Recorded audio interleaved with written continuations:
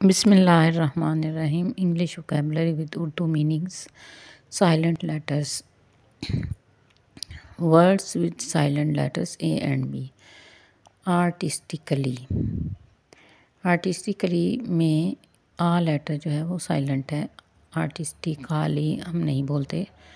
आ ए जो है वो आ की आवाज़ देता है. आर्टिस्टिकली फनकाराना तौर पर. लॉजिकली मंतकी तौर पर. क्रिटिकली न तनकीदी तौर पर. फिज़िकली जिस्मानी तौर पर. म्यूज़िकली मौसीकी से. बॉम्ब में लास्ट लेटर बी है वो साइलेंट है. बॉम्ब इसके प्रोनाउंसिएशन बॉम्ब नहीं बोलते. बॉम्ब बम. कॉम कंघी. क्लाइम चढ़ना. डेट कर्जा. डेट में बी DEBT स्पेलिंग्स हैं बट हम इसे इसकी प्रोनाउंसिएशन डेट है. B silent. शक.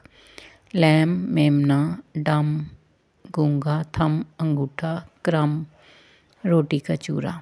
अक्सर हम ब्रेड क्रम्स लफ्ज़ बोलते हैं वो इसमें बी जो है वो साइलेंट है. Breadcrumb pronunciation is breadcrumb. B silent. Subscribe like and share सलस स्कूल ऑनलाइन. अल्लाह हाफिज़.